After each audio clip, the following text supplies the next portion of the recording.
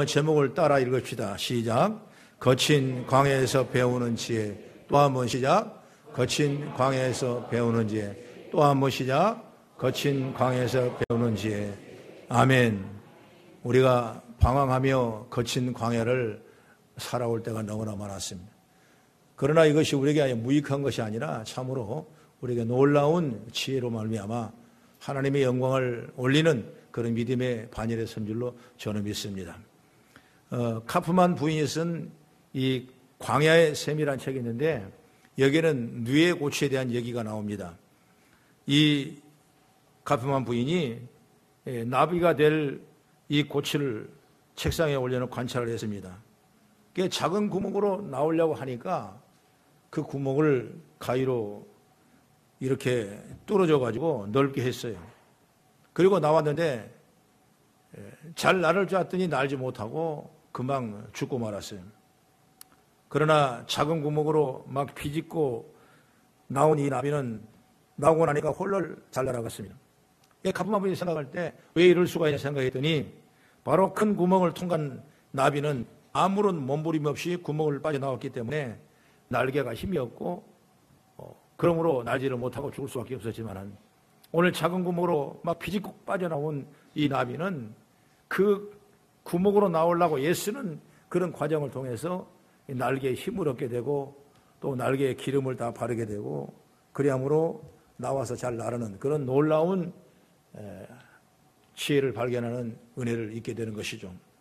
오늘 우리도 마찬가지입니다. 때로는 내게 무슨 이렇게 고난이 온가 어려움이 온가 인생의 거친 광야를 가는 것 같지만은 그런 과정을 통해서 하나님 우리를 크게 축복하시고 인도하신 줄 믿으시기 바랍니다. 어떤 사람은 왜 나는 문제가 잘 풀리지 않는가? 왜 내게는 어려움과 고난이 이렇게 많이 따라오는가? 때로는 건강 때문에 때로는 물질이나 사람들 관계 때문에 문제 때문에 어려움을 당하는 사람이 많이 있습니다. 그러나 성경은 분명히 우리에게 좋은 걸 주신 하나님이라고 말씀하셨어요. 말씀을 따라가고 계명을 지키고 주의 능력을 입고 나간다면 하나님께서 우리에게 복의 복을 주신다고 약속했습니다. 신명기 28장 3절 이하의 말씀 보면 성읍에서 복을 받고 들에도 복을 받을 것이며 내 몸의 자녀와 내 토지의 소산과 내 짐승의 새끼와 소와 양의 새끼가 복을 받을 것이며 내 강주리와 떡반죽 그릇이 복을 받을 것이며 내가 들어와도 복을 받고 나가도 복을 받을 것이니라 말씀했어요.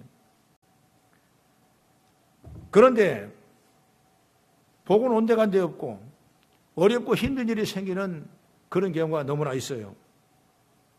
이걸 보고 우리는 낙심하고 실망합니다. 그러나 분명히 말합니다. 신명기 11장 9절의 말씀 보면은 여호와께서 너희의 조상들에게 맹세하여 그들과 그들의 후손에게 주리라 하신 땅 곧 젖과 꿀이 흐르는 땅에서 너희 날이 장구하리라 이렇게 말씀했어요. 분명히 하나님의 말씀을 따라가면 그 다음에는 놀라운 축복이 우리한테 예비되게 될 줄로 믿습니다. 하나님은 좋은 땅으로 데려가시기 위해서 많은 광야의 어려움을 때로는 겪게 했습니다. 이스라엘이 애굽 땅의 인도함을 받고 홍해를 건너고 그리고 1년 만에 가베스 바냐의 언덕에 올라가서 그 정탐한 가나안 땅에 들어갈 땅을 봤어요. 그리고 바로 들어가지 못하고 무려 40년을 헤매면서 후에 나중에 가나안 땅에 들어가게 됩니다. 학자들에 의하면 애굽에서 가나안까지 행진거리가 약 640km 정도 되니까 차량으로는 한 8시간 가면 충분하고 200만, 300만 대행진을 하는 공동체가 돼도 2, 3개월이면 충분히 들어갈 수 있는 그 가나안 땅인데 무려 40년 동안을 이리 갔다가 또 저리 갔다가 때로는 뜨거운 바람이 불고 바위가 널려있고 풀 한 포기밖에 없는 그런 곳에 하나님의 인도하심의 역사를 보게 되는 것입니다. 이걸 본다면 우리도 마찬가지예요. 만약 예수 믿고 구원받았으니 이제 돈도 많이 벌고 건강하고 하는 일 잘 되고 번듯하게 살고 이거 그러면 얼마나 좋겠습니까? 누가 봐도 정말 근사합니다. 그런데 예수를 믿었는데 여전히 우리는 그 고난의 어려움이 있어요. 쉽게 말하면 지금도 우리는 거친 광야에서 살고 있는 것입니다. 바로 적과 우리는 가나안 땅을 가기 위해서 우리는 광야에서 살아가고 있어요. 그 이유가 뭐냐? 바로 광야 생활에서 깨닫게 되는데, 오늘 이스라엘 백성이 광야 생활에서 깨닫고 겪는 그 은혜를 오늘 우리들이 입으면서 신앙생활에도 귀하게 적용되는 역사가 있기를 간절히 바랍니다. 그러면 첫째로 이들은 거친 광야에서 배우는 건 뭐냐면 하나님을 바라보고 살아야 한다 이거죠. 하나님을 바라고 살아. 하나님을 제일 최선의 사람은 하나님을 바라봐라. 더 이상 하나님 외에는 바라볼 것이 없다는 믿음을 우리가 가져야 합니다. 오늘 성경을 조금 찾아보면 신명기 8장을 좀 보겠습니다. 잠깐 좀 앞으로 가면 민수기 다음에 신명기 8장이 있어요. 8장 2, 3절 보세요. 2, 3절을 같이 한번 읽어보겠습니다. 시작. 내 하나님 여호와께서 이 40년 동안에 내게 광야길을 걷게 하신 것을 기억하라. 이는 너를 낮추시며 너를 시험하사 내 마음이 어떠한지 그 명령을 지키지 않은지를 알게 하심이라. 너를 낮추시며 너를 줄이게 하시며 또 너도 알지 못하며 내 조상들도 알지 못하던 만나를 내게 먹이신 것은 사람이 떡으로만 사는 것이 아니요 여호와 입에서 나오는 모든 말씀으로 사는 줄을 내가 알게 하려 하심이니라 말씀했어요. 바로 이 말씀을 통해서 우리가 보면 하나님의 말씀을 잘 지키도록 훈련하기 위해서 우리를 낮춰주기도 하시고 우리를 줄이기도 하시고 우리를 시험도 하시고 그렇게 해서 하나님의 명령을 잘 지키는가 안 지키는가 보면서 지킬 때 하나님 우리를 축복하셨어요.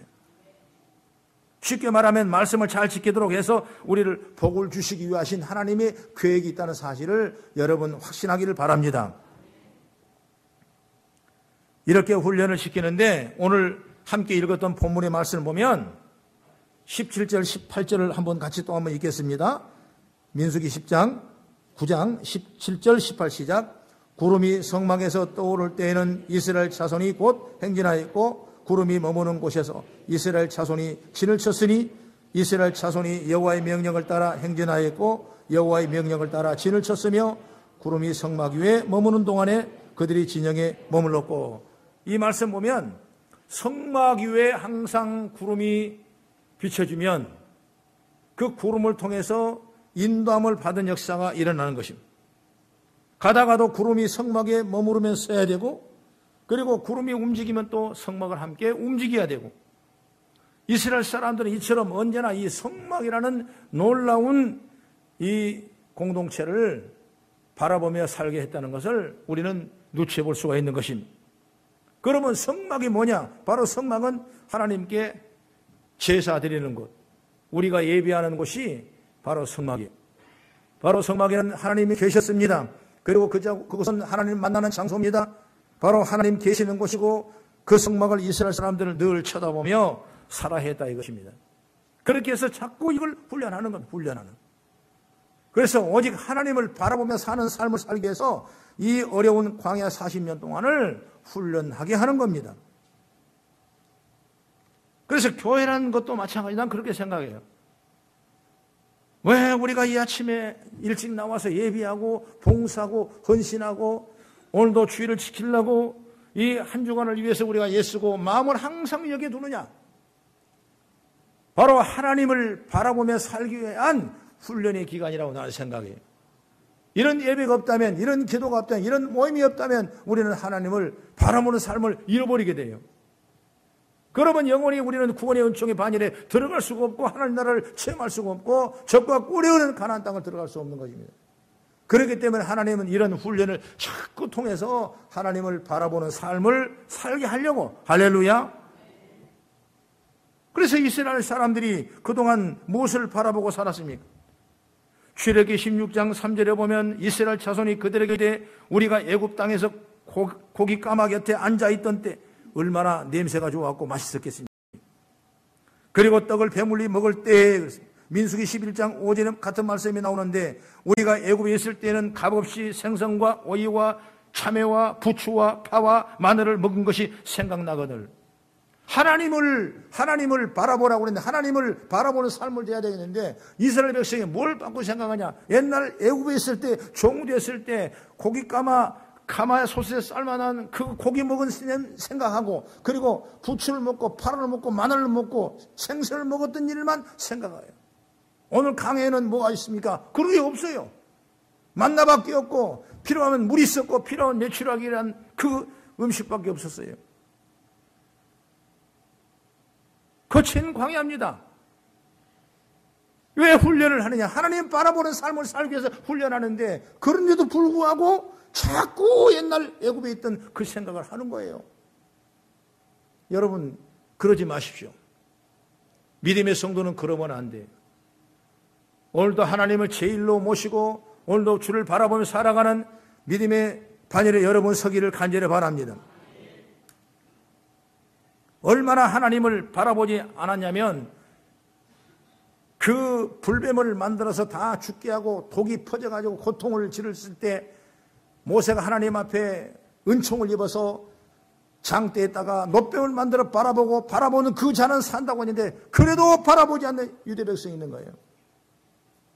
하나님은 우리를 신앙생활할 수 있도록 축복한 것은 뭘 바라보냐? 세상 바라보라고 하나님이 우리를 부르신 건 아니에요. 우리는 하나님 바라보고 삶을 살기 위해서 주님이 우리를 부르신 줄 믿으시기 바랍니다. 우리도 때로는 고난이 오고 어려움이 있어요. 바로 그것은 하나님이 우리에게 하나님을 바라보게 하는 훈련의 시간이라는 걸 생각해야 돼요.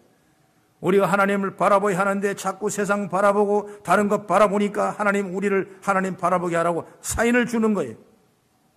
그러니 우리는 오늘도 주 안에서 하나님 바라보고 믿음으로 살아가는 저와 여러분 되기를 간절히 축복합니다.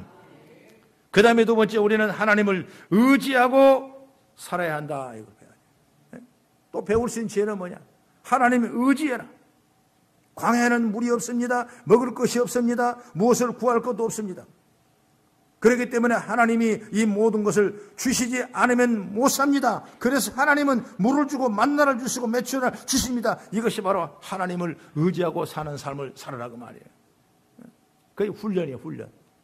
예를 들어서 우리 어렸을 때 어린아이들이 막 태어나면 누구를 봅니까? 어머니를 보고 어머니 품 안에 안고 어머니가 밥을 먹이고 예피고 다 굳은 것 다 갈아주고 그리고 그가 원하는 대로 다 챙겨주고 하다 보니까 훈련이 얼마나 잘했냐? 어머니 없으면 못 살아요. 그래서 어머니를 의지합니다. 어머니를. 항상 어머니를 의지해요. 그 사람이 장년이 돼도 나이가 많아도 60이 넘어 70이 넘어도 어머니를 의지하는 그 믿음이 있는 거예요. 왜? 그런 훈련을 받았으니까. 그 반복적인 얘기 같지만 이런 훈련을 통해서 우리가 하나님을 의지하는 믿음의 지혜를 열으라고 말이에요. 그래서 신앙생활 하면서 하나님을 의지하지 않으면 여러분 신앙생활을 제대로 할 수가 없어요.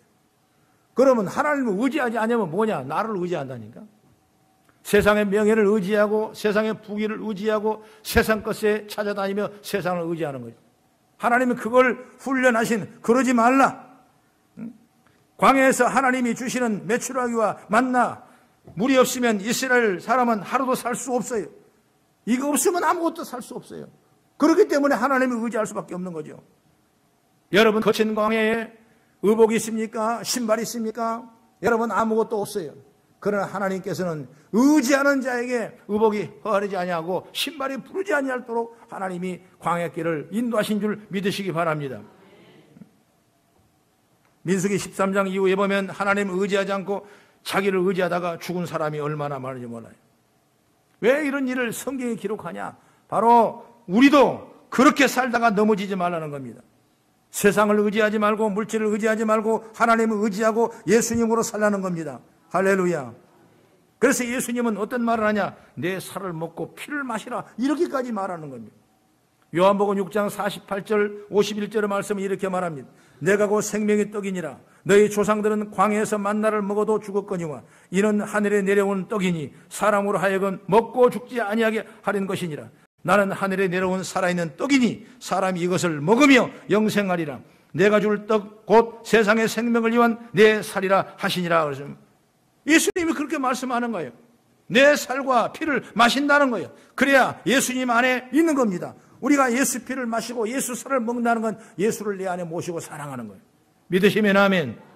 그래서 요한계시록 3장 20절에 말합니다. 볼지어다 내가 문 밖에 서서 두드리노니 누구든지 내 음성을 듣고 문을 열면 내가 그에게 들어가 그와 더불어 먹고 그는 나와 더불어 먹으리라 말씀했어요. 바로 믿음을 잃어버리고 주님을 의지하지 않는 사람들에게 경고하는 메시지라고 저는 생각합니다. 우리도 마찬가지예요.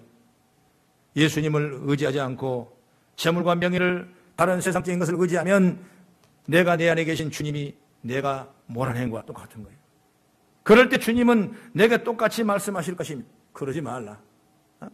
그러지 말라 할 거예요. 그런 것처럼 우리가 이스라엘 사람들이 거친 광야에 살면서 하나님을 의지하고 살아야 하는 것을 배우듯이 오늘 우리도 힘들고 어려워도 하나님을 의지할 수 있는 그런 믿음의 지혜가 열리길 바랍니다. 그때 문제가 열어지고 풀어진 역사가 일어나는 겁니다. 시편 37편 5절과 6절은 말합니다. 내 길을 여호와께 맡기라. 그를 의지하면 그가 이루시고 내 의를 빛같이 나타내시며 내 공의를 정오의 빛같이 하시리라. 이렇게 말씀했어요. 얼마나 귀한 말씀입니다. 오늘 하나님께서는 우리를 인도하시고 가장 좋은 것으로 하나님이 예비하게 된 줄 믿으시기 바랍니다. 우리가 지난 1년 동안 우리가 주님에 보면 하나님이 그때그때마다 여러분 다 인도하셨어요. 고난과 광야 같은 어려움과 환난과 시련 중에도 하나님이 의지할 때마다 그때마다 하나님 우리를 손잡아주시고 함께 동행한 줄 믿으시기 바랍니다.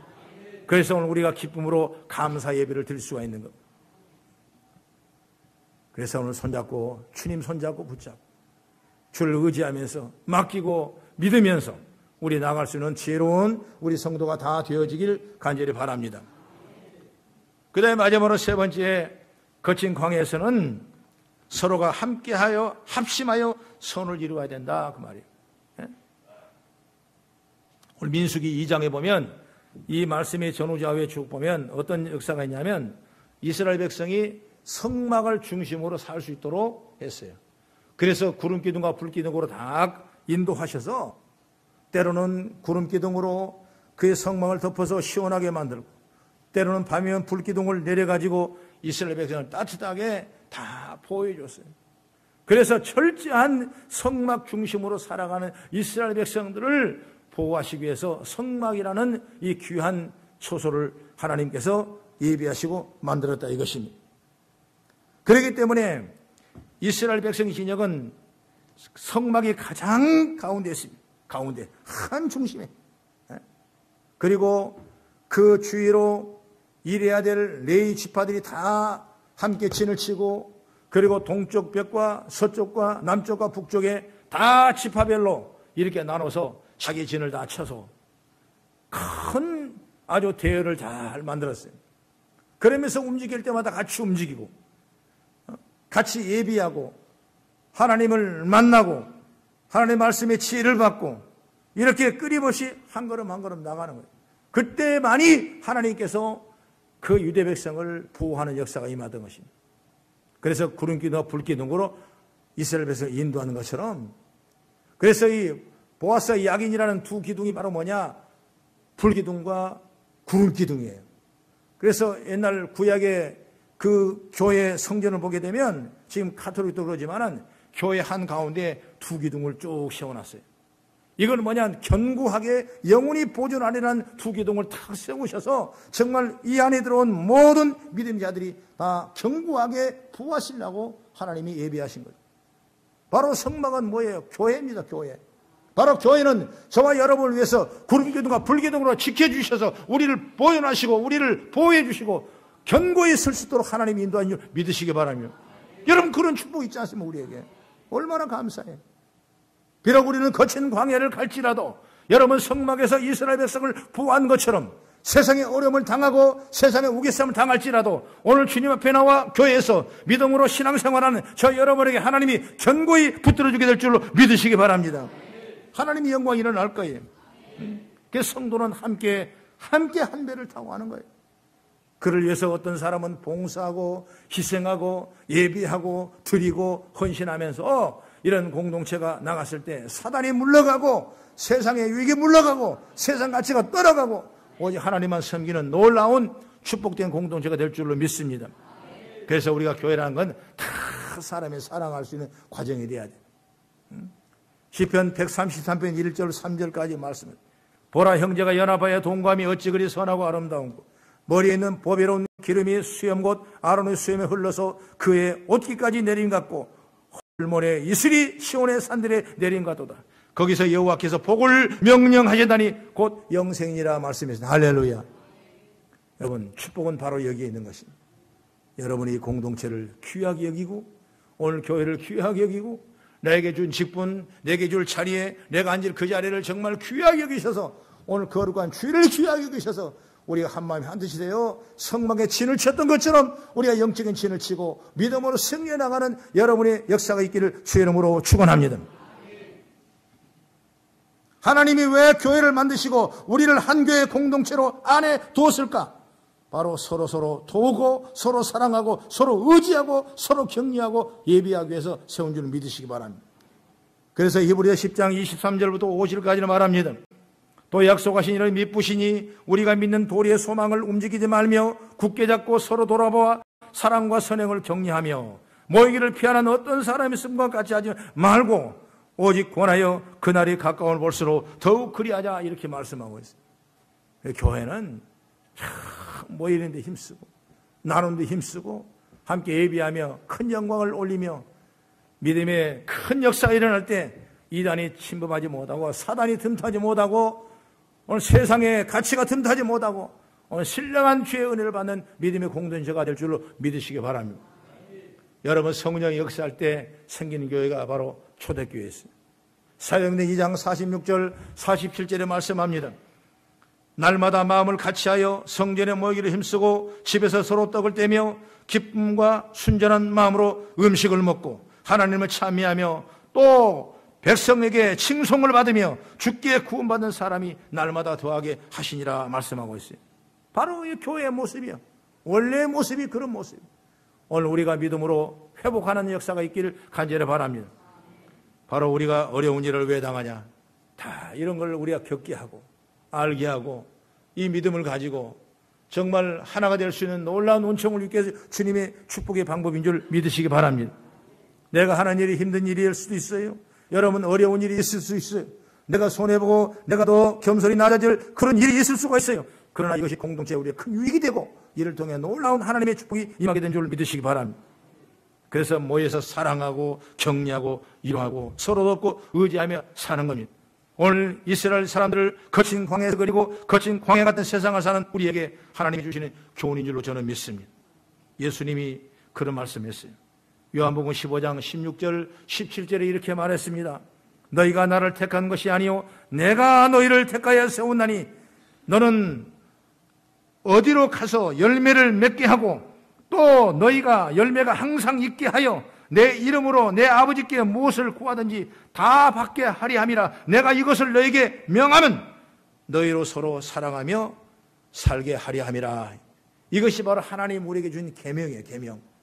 그러므로 우리 신앙의 공동체가 2017년을 얼마 남지 아니하고 남은 기간에 정말 감사하면서 하나님 은혜를 입고 믿음으로 훈련하며 신앙의 은총을 입는 역사가 있기를 간절히 바랍니다. 그러면 우리 2018년은 우리에게 좋은 일이 일어날 줄로 믿습니다. 믿음으로 승리하는 주의 이름이 되기를 주의 이름으로 축원합니다. 기도하겠습니다.